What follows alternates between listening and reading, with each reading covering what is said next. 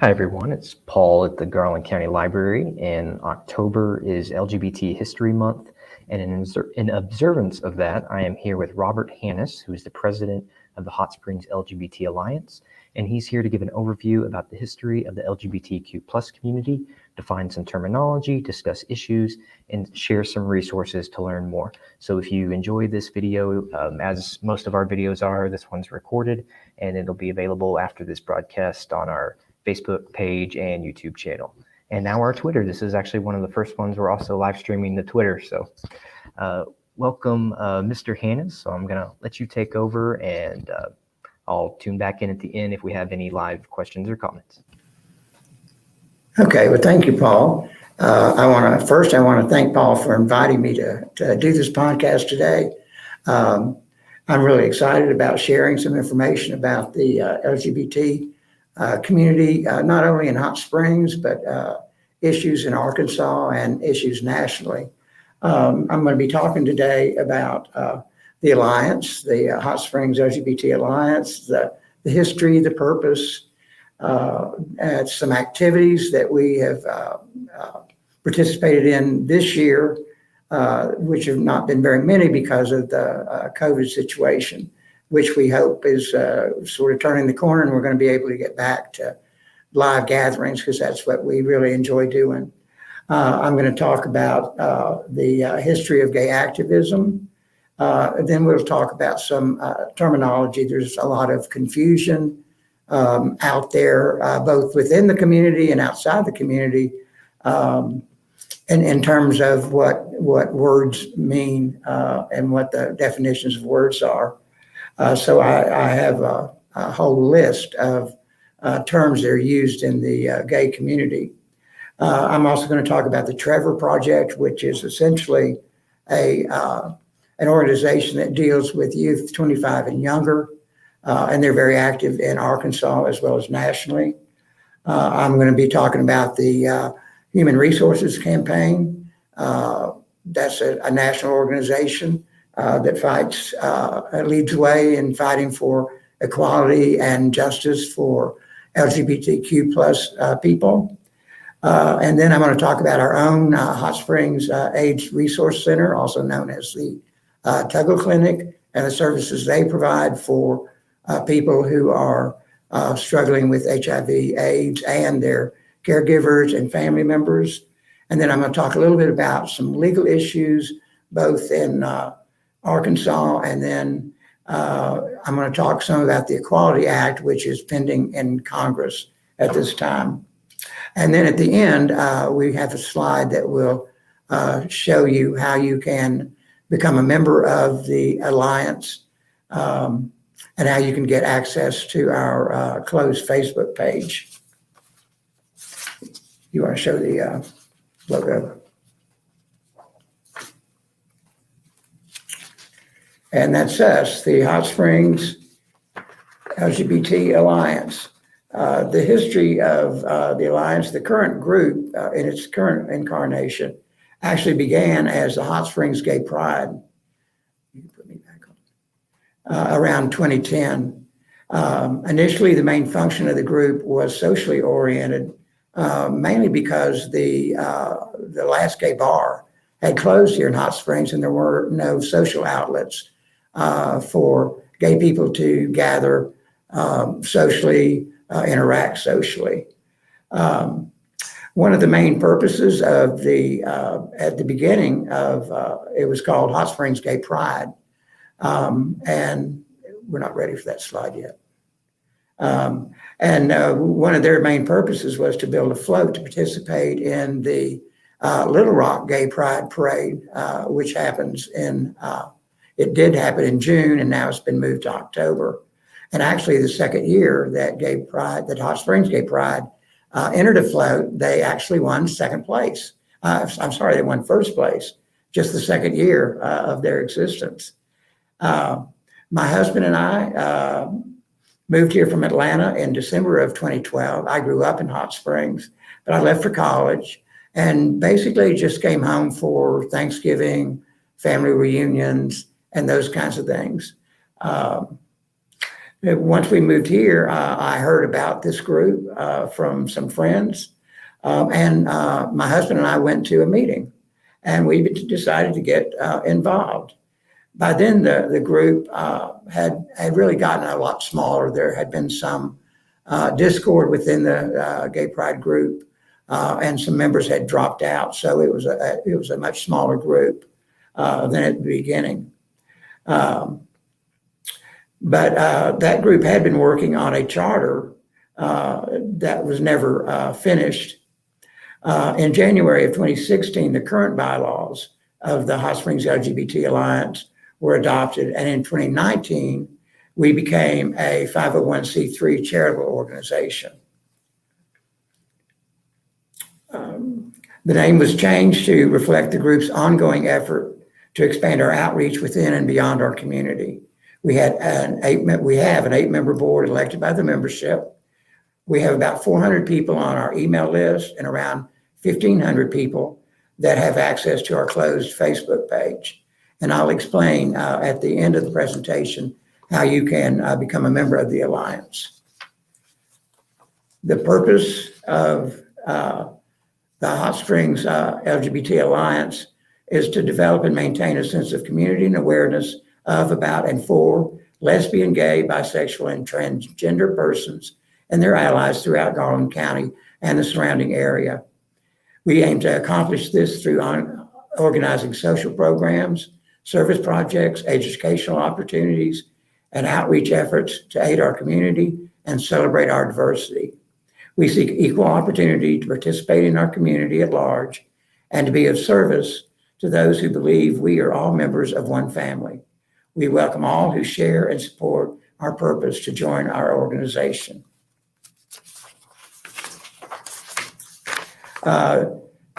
We have, as part of our board, we have 4 members who have specific responsibilities. One is the social chairperson. His or her responsibility is to coordinate social events for the membership on a regular basis. That's been very difficult to do, of course, during the pandemic, but we have managed to do a few this year. Then we have a service chairperson, and he or she is responsible for researching, initiating, and coordinating service activities for the membership. I've got that wrong. I'm sorry. The service is also responsible for identifying issues in the community at large that affect or could potentially affect the members of our organization, and for bringing those issues to the membership so that we can make decisions about actions we may want to take. We have an educational chairperson. That person researches, initiates, and coordinates educational programs and opportunities of interest to the members of our organization. And then finally, we have an outreach chairperson who's responsible for maintaining a list of resources and services for members of the LGBT community. Those resources and services that are available in Hot Springs and Garland County. The outreach chairperson also helps build community and coalition support for the social, political, and educational aims of the Hot Springs LGBT Alliance. This year, we sponsored for activities. We were able to do some activities this year despite the pandemic. One of our most successful ones, we actually co-sponsored 2 events this year. In June, everybody knows that we have a gallery walk the first Friday of each month. Well, the first Friday in June of this year, we planned a walk, and we called it the Gallery Walk, G-A-Y-L-E-R-Y, Gallery Walk, that we actually walked during the first Friday gallery show. A number of people gathered at the Emergent Arts under the direction of Aaron Holiday. And we prepared for the walk by making signs, passing out flags, decorating costumes, etc. And people that were involved in that included members of the Pride Hawks, which is a gay straight alliance from the National Park College.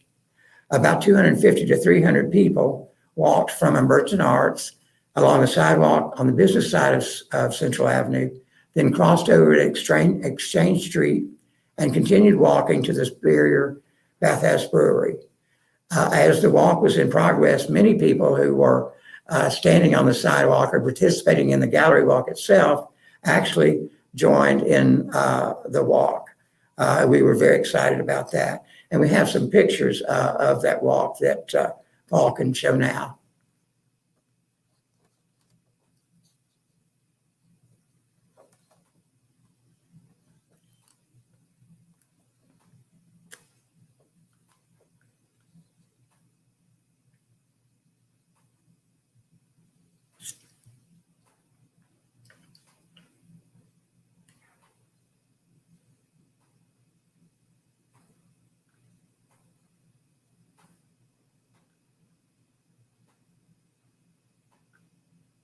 As you can see, we had a great time during that walk. People really got excited about it and really prepared for it and really got into it at the walk. We also, in June, had our Gay Pride picnic, which was traditional for us, but we had not been able to do it the year before because of the pandemic. But towards the end of June, we sponsored a Gay Pride picnic at Arc Isle. We had no admission fee, and the Alliance provided hot dogs with all the trimmings, chips, cold drinks, cookies, and then people brought potluck dishes. We had a DJ, some performances by local artists.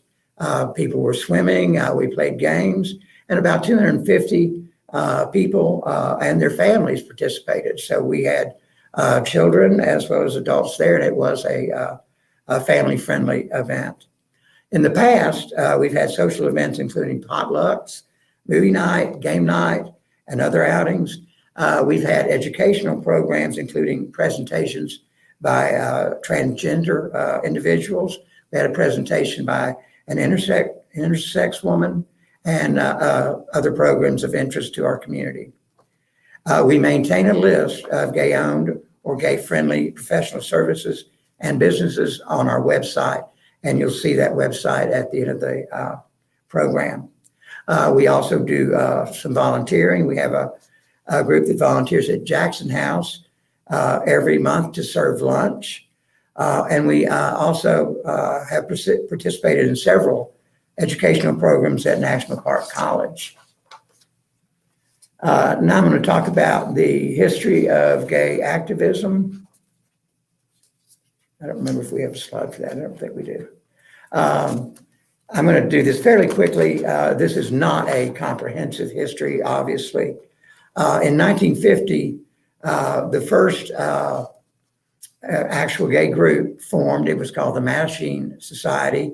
It was a civil and political rights group for gay men. At one point, they actually participated in a sip-in a bar in New York, where at that time, it was illegal for homosexuals to congregate in bars. It was illegal for homosexuals to dance in a bar. And also, if the police raided a bar, they could and would arrest people simply because they were gay. That sip-in, a bunch of gay people went into a bar and they asked for drinks and they were served drinks, and that was a sip-in. And that was actually one of the first protests concerning gay rights. In 1955, the Daughters of Belitas was formed, and that's a civil and political rights group for lesbians. I think most everybody knows what happened on June 28th, 1969, and that was the Stonewall Riots. That occurred over several days.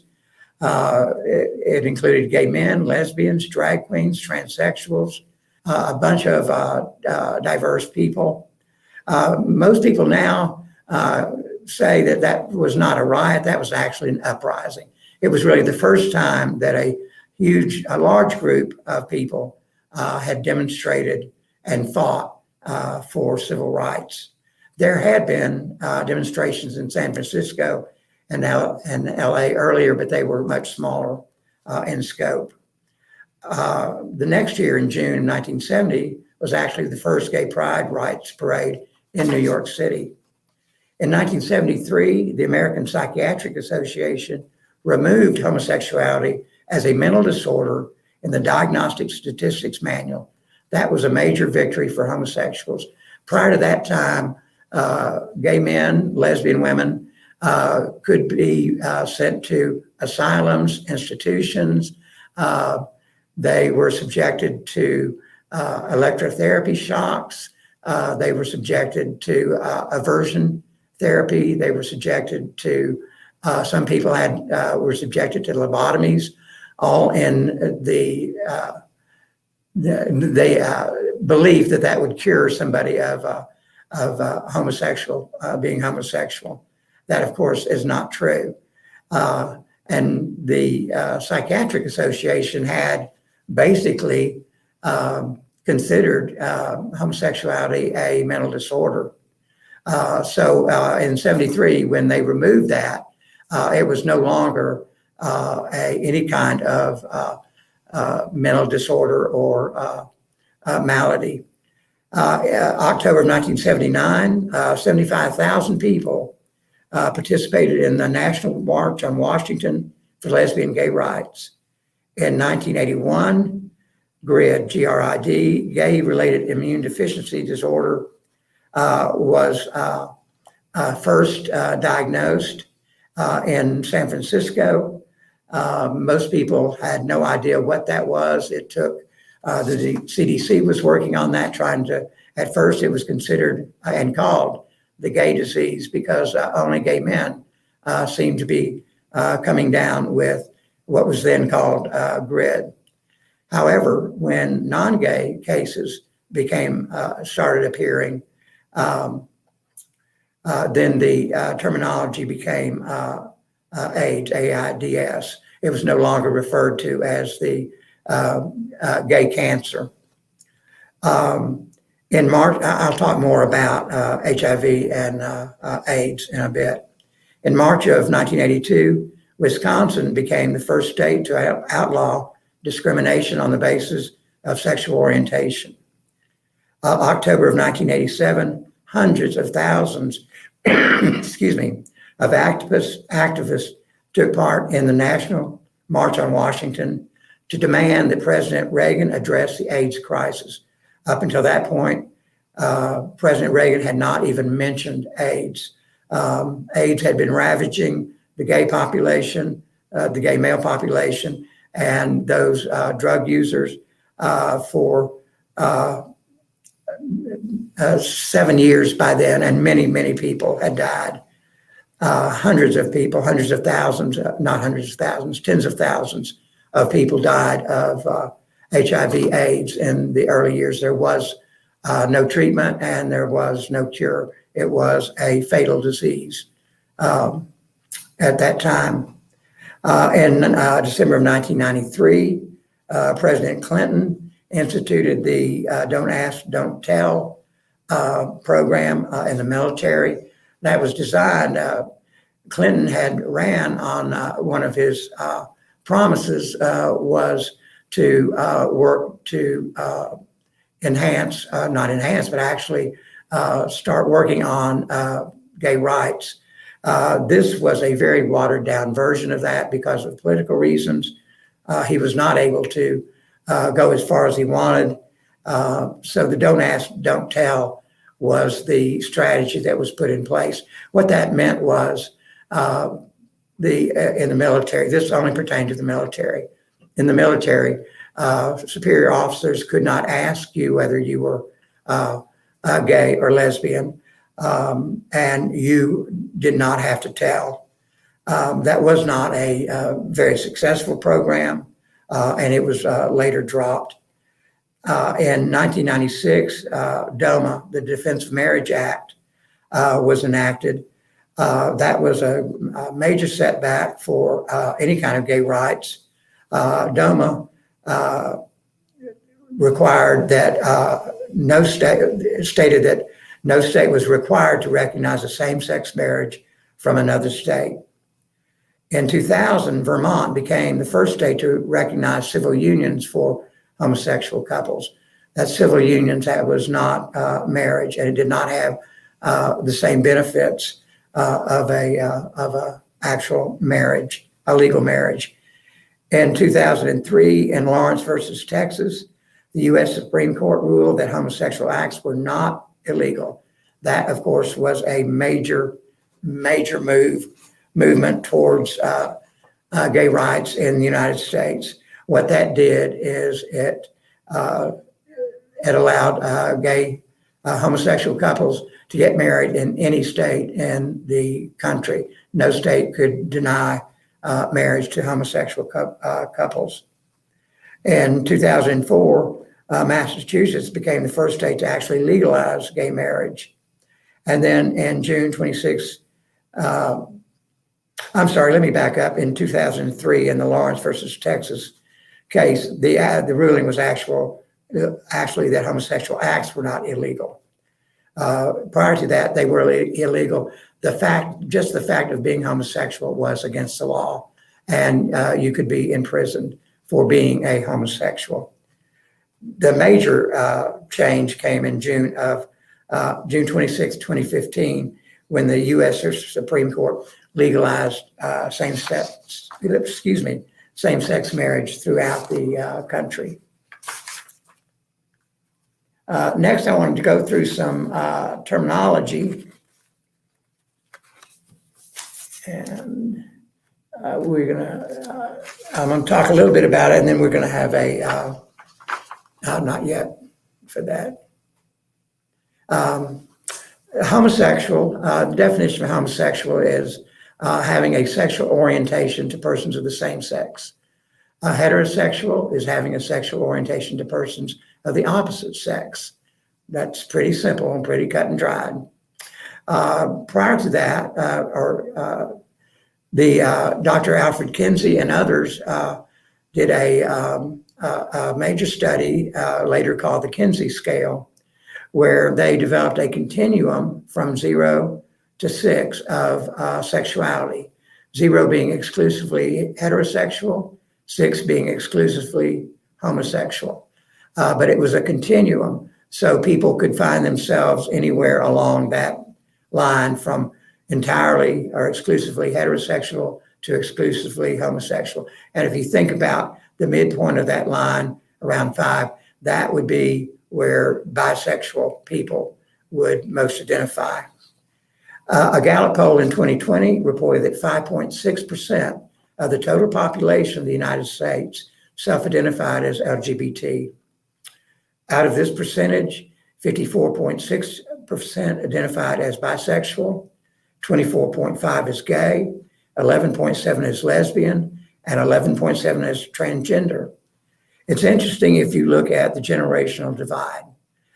In that poll, 2% of baby boomers identified as LGBT, almost 4% of Gen X identified as LGBT, 9.1% of millennials identified as LGBT, and 15.9% of Gen Z identified as LGBT.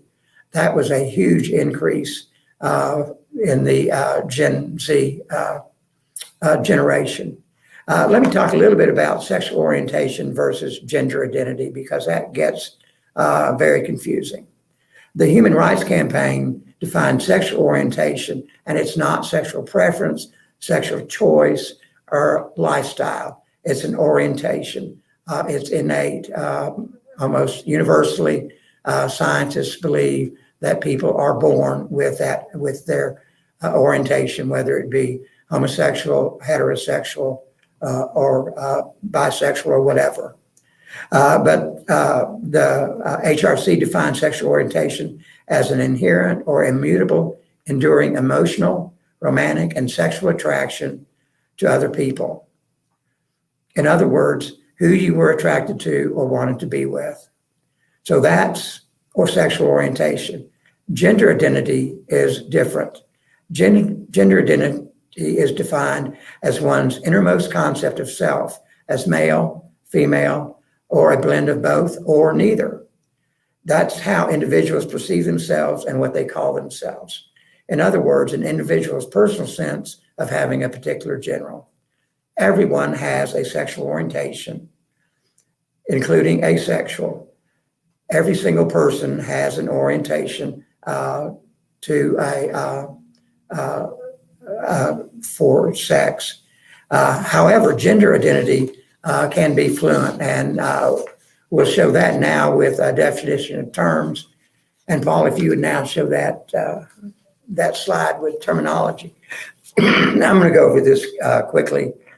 An ally is simply someone who is actively supportive of LGBTQ plus people. It encompasses straight and cisgender allies. Cisgender simply means, cis means same. So when you talk about cisgender, it means that your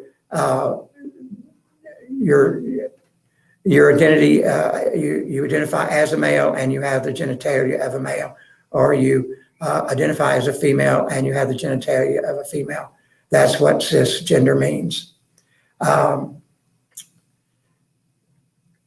The asexual are simply people who lack a sexual attraction or desire for other people. Biphobia is a fear of people who are love or sexually attracted to more than one gender. Bisexual is a person who is emotionally, romantically, or sexually attracted to more than one sex, gender, or gender identity, though not necessarily simultaneously. Sometimes used interchangeably with pansexual. I just described cisgender. Coming out is the process at which a person first acknowledges, accepts, and appreciates their social orientation or gender identity and begins to share that with others. I use the term gay when I talk about our population. That's simply a person, as I've already said, who's mostly romantically or sexually attracted to members of the same sex. Men, women, and non-binary people may use this term to describe themselves. Gender binary is a system in which gender is constructed into two strict categories of male or female. Gender identity, however, is expected to align with the sex assigned at birth, and gender expression and roles fit traditional expressions. As you'll see in expectations, as you'll see in a minute, that is not, gender identity is basically a continuum. It is not a black or white issue. Gender dysphoria is a disorder that is clinically, it's described as clinically significant distress caused when a person's assigned birth gender is not the same as the one with which they identify. Gender expansive, they just have a wider, more flexible range of gender identity. That's often used as an umbrella term when referring to young people still exploring the possibilities of their gender expression. And I already talked about gender expression. That's external experience of one's gender identity, usually expressed through behavior, clothing, body characteristics, or voice, and which may or may not conform to socially defined behaviors and characteristics, typically associated with being either masculine or feminine. Gender fluid is a person who does not identify with a single fixed gender or has a fluid or unfixed gender identity. I've already talked about gender identity. One's gender identity can be the same or different from their sex assigned at birth. Gender non-conforming is simply a broader term referring to people who do not behave in a way that conforms to the traditional expectations of their gender. Genderqueer people typically reject notions of static categories of gender and embrace a fluidity of gender identity, and often, though not always, sexual orientation. People who identify as genderqueer may see themselves as being both male and female, neither male nor female, or as falling completely outside these categories. Homophobia is the fear and hatred of or discomfort with people who are attracted to members of the same sex. Intersex people are born with a variety of differences in their sex traits and reproductive anatomy. There is a wide variety of difference among intersex variations, including differences in genitalia, chromosomes, gonads, internal sex organs, hormone production, hormone response, and or secondary sex traits. I'll talk a little bit more about intersex in a few minutes. A lesbian is simply a female who is emotionally, romantically, or sexually attracted to other women. LGBTQ is simply an acronym for lesbian, gay, bisexual, transgender, and queer. Non-binary simply means a person does not identify exclusively as a male or a woman. Pansexual describes someone who has a potential for emotional, romantic, or sexual attraction to people of any gender, though not necessarily simultaneously. This term is sometimes used interchangeably with bisexual. Queer is a term people often use to express a spectrum of identities and orientations that are counter to the mainstream. Queer is often used as a catch-all to include many people, including those who do not identify as exclusively straight and are folks who have non-binary or gender expansive identities. The term queer was previously used as a slur, and I grew up with knowing that and believing that queer was a slur used against me and other people like me. However, in the Gen Z generation, they have begun to reclaim that term as a power term that's an umbrella category that includes all the differences in sexual orientation and identity. So Gen Z can and do use the word queer to describe themselves and others, and they no longer see that as a slur. They've reclaimed that word, and they consider that a power term. Questioning is simply somebody who is still questioning their sexual orientation or gender identity. Same gender loving is a term some people prefer to use instead of lesbian, gay, or bisexual. We know what sex assigned at birth is. A problem with the sex assigned at birth and intersex is that the doctor is almost always the person who determines the sex of the newborn. If that sex is not overtly, if the doctor does not have any doubt of what sex that person is, they will, term them gay. I'm sorry, not gay, male or female. However, those who are born with genitalia that are not necessarily expected of a male or a female, those are intersex. But in most cases, the doctor at that point will determine what sex that person is going to be. And actually, most people who used to, especially that were born intersex, had surgery to make them, their genitalia conform to the sex that the doctor had determined was most predominant for them. That, of course, later on in life, that person could create many problems because of hormones and that kind of thing.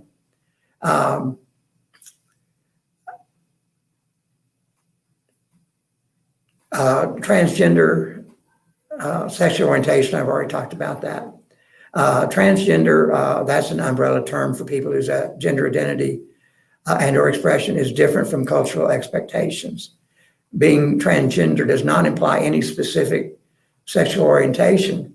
Transgender people may identify as straight, gay, lesbian, bisexual. So you can be a trans male and have sexual orientation towards another male. So you're a gay trans male. Same with a trans female. You can be a trans male, have a sort of sexual orientation to a female. That makes you basically a straight trans male. That can get confusing, and the whole issue of transgender has really arisen in the last 5-10 years or so, and that is actually one of the major issues that has become a political issue in the United States. Next, I'm going to talk about the Trevor Project. The Trevor Project, sorry. I've lost my notes on the Trevor Project. Hold on a second. Sorry, folks.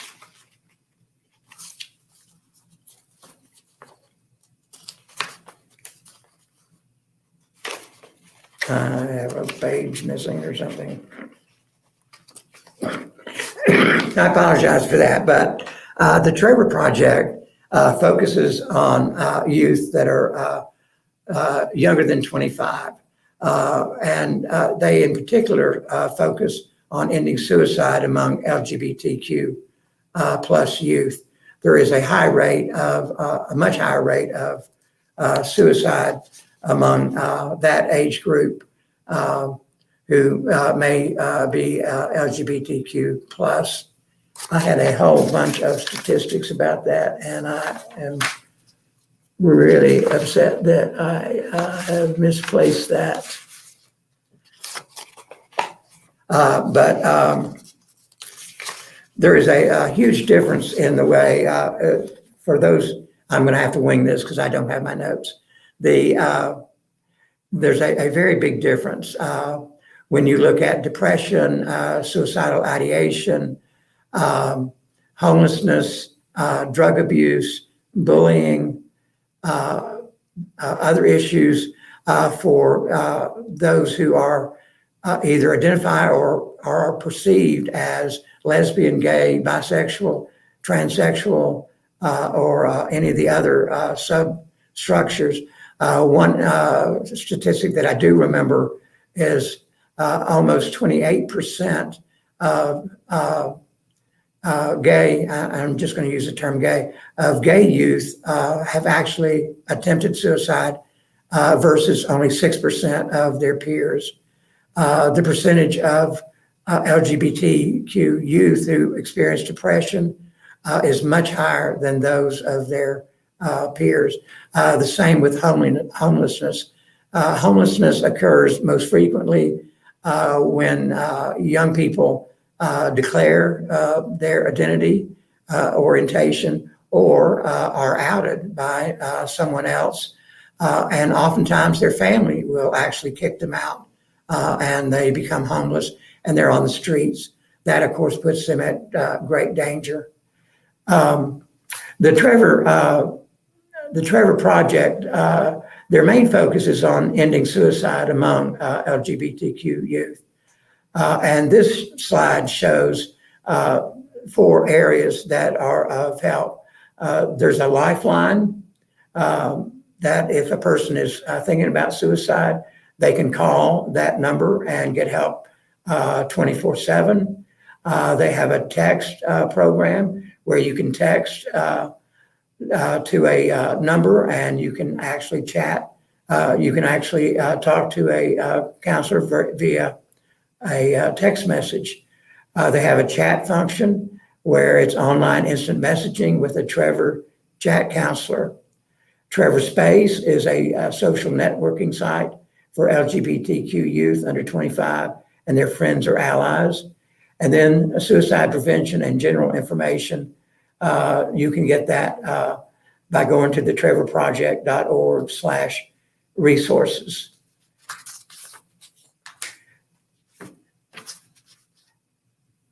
The Human Rights Campaign is another national organization that was organized in 1980 to, quote, lead the way in fighting for LGBTQ plus equality and inclusion.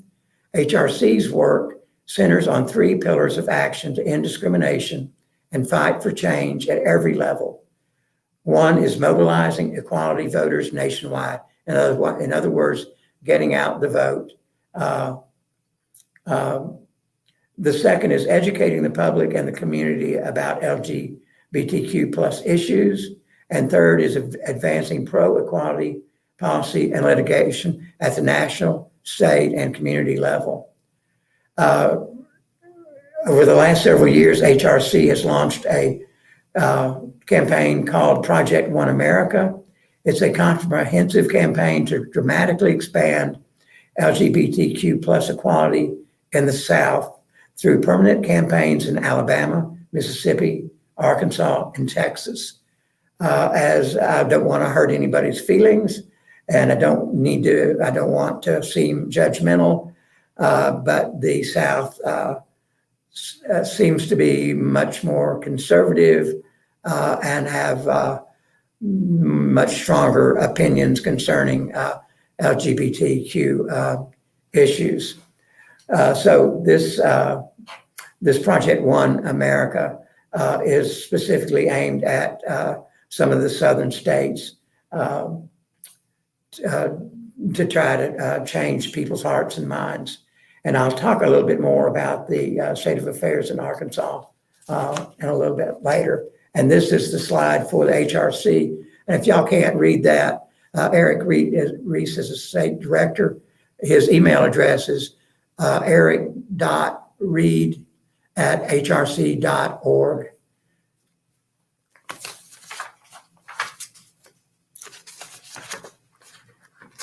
We are very fortunate in Hot Springs to have the Hot Springs AIDS Resource Center. The Resource Center, it's also known as the Tuggle and Shelby Clinic, was started in 1993 and incorporated in 1995 as a nonprofit community-based organization providing the basic necessities of life, such as food, personal hygiene products, and a comprehensive medical clinic serving people living with HIV/AIDS. The center now serves over 24 counties due to there not being any services in those other counties for HIV/AIDS people. Dr. Jean Shelby, who most of you all know in Arkansas, in Hot Springs, he is the medical director of the clinic, and Mike Melanson is the director of clinical services for the Hot Springs AIDS Resource Center. I'm going to talk a little bit about HIV and AIDS. HIV is human immunodeficiency virus, and that's a disease that's spread through blood, semen, and vaginal fluids. It is spread through others during sexual contact or by sharing needles or syringes. AIDS, which is acquired immunodeficiency syndrome, is a condition that is a result of the declining immune system due to HIV infections. You can be HIV positive, but not convert to full-blown AIDS. Initially, starting in 1981, when the first case was diagnosed, a diagnosis of HIV/AIDS was a death sentence. There were, as I said before, there were no treatments known. There was no cure. There was no vaccine like we now have for COVID. Initially, the disease had its greatest impact on the gay male population, who died by the thousands in the early years. It soon spread to drug users through sharing needles and syringes. And that's when straight men, particularly men of color, became infected and infected their sexual partners. According to the CDC, there are more than 1.2 million Americans, excuse me, currently living with HIV, and nearly 37,000 people are newly diagnosed each year. 2/3 of those new infections are among gay and bisexual men, and again, disproportionately affect Black and Latinx, gay, and bisexual men. There is now a once-a-day pill called PrEP, which is pre-exposure prophylaxis, that effectively prevents transmission of the virus when taken as prescribed. In other words, you can take that pill, but you have to take it every day, and you it prevents the transmission of the HIV virus. Today, if a person is living with HIV and on medication, which is usually antiretroviral drugs, that the medication reduces the amount of virus in their body to undetectable levels. If this happens, they cannot transmit the virus to their partners and can expect to live near normal life experiences, normal life expectancies. That, of course, was not the case for probably about 20 years, starting in 1981. So today, people diagnosed with HIV, it is not considered a deadly disease. It's actually become a chronic illness that, as long as you take your medication, you can expect to live a normal life. The only way to know if you have HIV is to be specifically tested for it. And that's one of the services that's provided by the resource clinic. And as you can see on the screen, the contact information, there's no fee for the services. They provide free confidential HIV testing, education, and comprehensive medical care for people living with HIV/AIDS. Clinic services include medical care, laboratory tests, medication, HIV testing, and prevention. They also provide services for loved ones, and those services are free, and it's confidential HIV testing, information, and referrals. And again, as I said, there are no fees for services there. The contact information info is Mike Melanson, who I already mentioned, and his number is 501-623-5598. So if you have any questions about what the center and clinic can offer you, be sure to give him a call. Next, I'm going to talk about, and I'm going to have to speed this up a little bit, legal issues. This is an extremely important area to gay people. For a while there, we were gaining rights. Of course, we gained the right to marry in 2016. That was, of course, a major landmark milestone for us. However, the next administration had a very dampening effect on gay rights. Today, 21 states have statutes that protect LGBTQ people from discrimination due to sexual orientation and identity in the areas of employment, education, housing, anti-conversion therapy, healthcare, and hate crimes. That's only 21 states out of 50. Arkansas is not one of them. Surprise, surprise. In Arkansas, there are no laws that protect LGBTQ plus people against discrimination. In fact, in 2015, a state law was enacted barring local civil rights protections in cities and municipalities for gay people. This law actually bans cities and municipalities from passing non-discrimination laws or ordinances. However, some cities and municipalities defied this ban, and Hot Springs was one of them. In May of 2015, the Hot Springs city directors passed a non-discrimination ordinance to ban discrimination by city employees and contractors doing business with the city. This was a battle that the LGBT Alliance actively participated in by calling and writing city directors to support the ordinance. We showed up by the hundreds, gay people and our allies. We showed it at City Hall the night the ordinance was being debated and voted on. We were able to convince all the directors to vote in favor of the ordinance, except for the mayor at that time. She was the only board member to vote against the ordinance. That ordinance is still in effect in Hot Springs. Some of the other cities and municipalities in Arkansas that defied the state ban, that have non-discrimination policies include Little Rock, North Little Rock, Eureka Springs, Conway, and Pulaski County. This year was a particularly cruel legal one for transgender people in Arkansas. The Arkansas legislature passed 2 anti-trans bills and 1 bill affecting all gay Arkansans. One bill called the SAFE Act, which I think was a very poor choice of words, banned all gender-affirming healthcare for youth under 18. What that means, gender-affirming, means that if a child a youth under the age of 18 felt, believed, had that inner knowing that he or she was in the wrong body and was in fact male or female, they could take hormones, injections, other kinds of treatments to aid in that in their transition. As I said, that bill banned all that gender affirming health care for youth under 18 in Arkansas.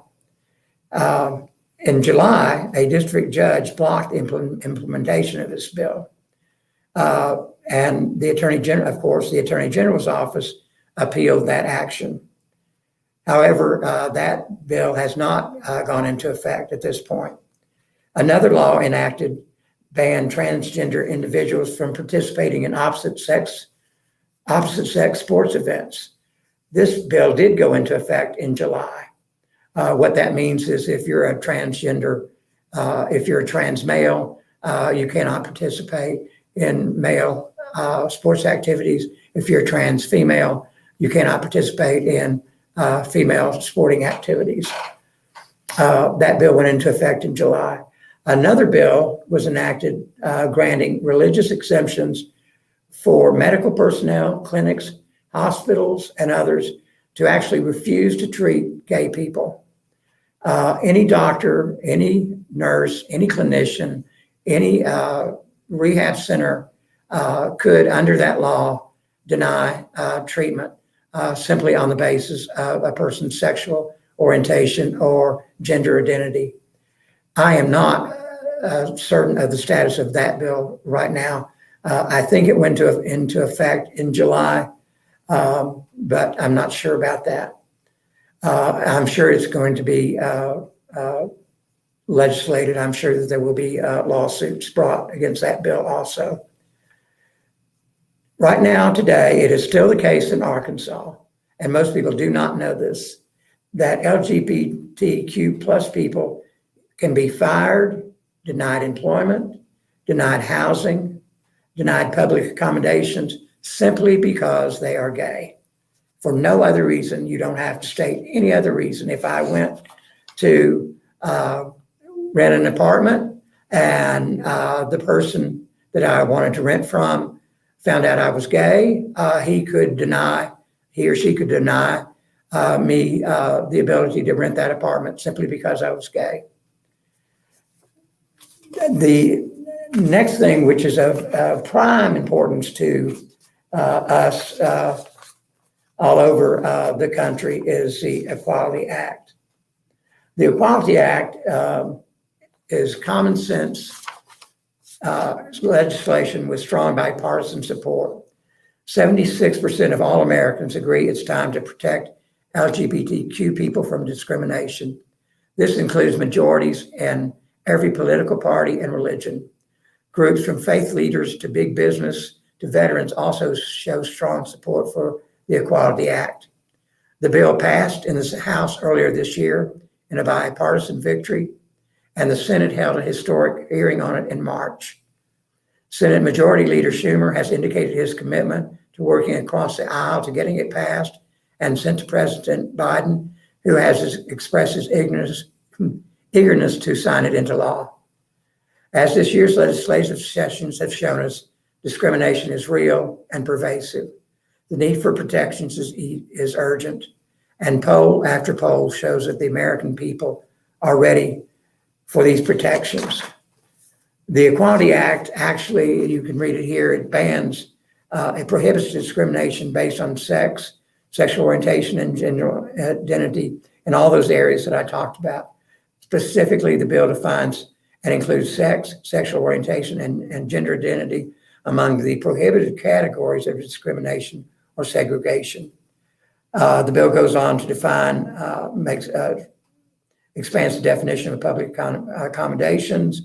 It allows the Department of Justice to intervene in equal protection actions in federal court. It prohibits individuals from being denied access to facilities, including a restroom, a locker room, and a dressing room that is in accordance with the individual's gender identity. This bill is still on hold in the Senate. There have been no further hearings on that. And of course, with the very, very, very small margin of Democratic control in the Senate. In fact, we have control simply because the vice president is able to vote in ties. I have very, very little hope that bill will pass under the current Senate makeup. But you can help, and the way you can do that is by calling your senators, your congressmen, and demanding that they actively support this act and that they work with their cohorts in the Senate to bring that the Equality Act to the Senate for a vote. Lastly, I want to let you know how to contact us. On Facebook, we are listed, our group is the Hot Springs LGBT Alliance. It is a closed group, and of course that's because some people are still, quote, in the closet or don't wish other people to know their sexual orientation or gender identity. And so that group is closed. People who have not joined that group do not have access to it, so they can't get names from that group. However, you can join that closed group by submitting a request to join the group. That request is reviewed by an administrator, which is almost always me, and I will either approve or decline that request. And the way I do that is I actually, if you make a request to join, I'll actually go through your Facebook, go to your Facebook page, and I will look at your posts. I will look at things you comment on, and I'll make a decision as to whether you're genuinely interested in being part of the group, or you're, on the other hand, trying to infiltrate the group for other reasons. Upon approval, which happens most of the time, you would be able to read and comment on any posts on the Facebook page, and you can submit posts for approval by an administrator. Again, I'm an administrator. We have an internet presence. Our internet address is hslgbta.org. And for Alliance membership, if you go to that website, you click on the Contact Us button. It will ask you for your name and your email address. That then comes to us, and that puts your name on our email list for events, activities, educational programs, and any other things that the Alliance is doing. Or you can submit your name and email address by emailing info@hslgbta.org@gmail.com. To join Facebook group and get on our email list, you need to do both. You need to join our Facebook group and submit your name and email address. As I said earlier, we have about 300 actual members who have gone through the process of submitting their name and email address. And we have approximately 1,500 who have simply gone through the process of sending a request to be accepted into the group. So there is a difference between being in the group and being an actual member of the group. And that is my presentation.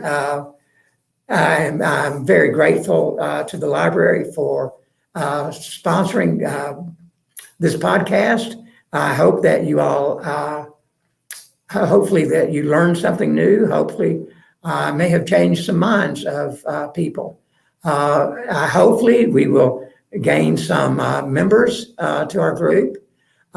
One thing we're really in need of is someone who has really good social media skills to help us with our website and our Facebook pages.